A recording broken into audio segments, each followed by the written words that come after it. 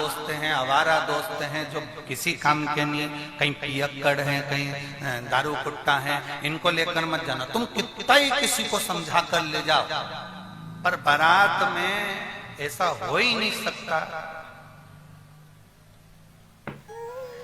कि कहीं का नागिन डांस करता नहीं मिले। यो बहुत कठिन है।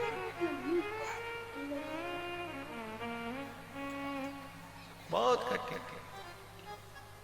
कभी कभी बड़ा आश्चर्य हो जाता है। एक महाराज जी प्रवचन दे रहे थे और महाराज प्रवचन में कह रहे थे, मेरे मुख से 7 दिन तक गंगा बहेगी, तुम सब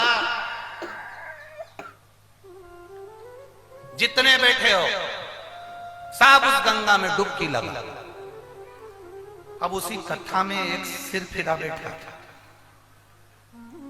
उसकी बुद्धि में आया कि महाराज जी बोल रहे हैं मेरे मुख से 7 दिन तक गंगा बहेगी, तुम सब इसमें डुबकी लगाओ। उस सिर फिरा व्यक्ति उठकर अपने घर गया, अपनी पत्नी को आवाज लगी, सुनती है? पत्नी ने कहा क्या है, तुम तो कथा में गए थे, यहाँ वापिस कैसे आ गए? पत्नी ने जैसे ही पूछा, पति ने कहा वो महाराज जी बोल रहे थे कि मेरे मुख से 7 दिन तक गंगा बहेगी, उसमें डुबकी लगाओ, सुन तो। पत्नी ने कहा क्या है? वो अपने दद्दा मरे थे ना, अपने पिताजी मरे थे ना, उनकी अस्थियां रखी है ऊपर, जल्दी उतार कर।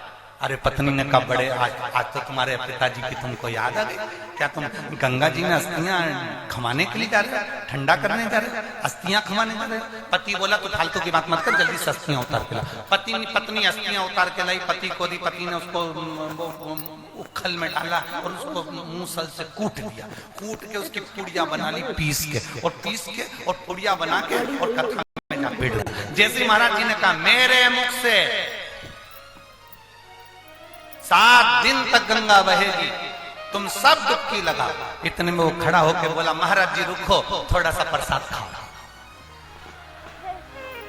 अब उसने महाराज जी को जो वो पुड़िया दी और महाराज जी ने व्यासपीठ पर उस पुड़िया को खोला और खोल कर जो मुंह में डाला, डालते से वो हड्डी का चूरा चर बोला, दांत में आए। अब महाराज जी ने उसको धीरे से बुलाया, इधर इधर। वो आया, महाराज जी ने पूछा तू ये बता कि मुझे क्या खवाया?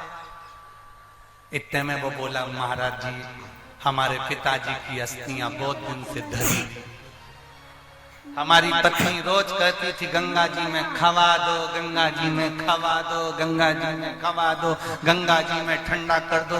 अब इतने में तुम हमारे गांव में आ गए और तुमने बोला कि हमारे मुख से 7 दिन तक गंगा बह रही है, तो हमने सोचा कहाँ गंगा जी में खवाने जाएंगे, यहीं खवा।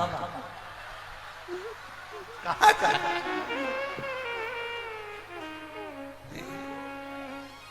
इसलिए सावधान।